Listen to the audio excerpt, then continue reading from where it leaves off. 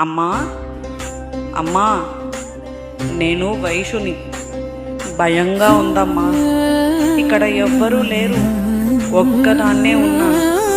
అందరూ నన్ను వదిలేసి వెళ్ళిపోయారా?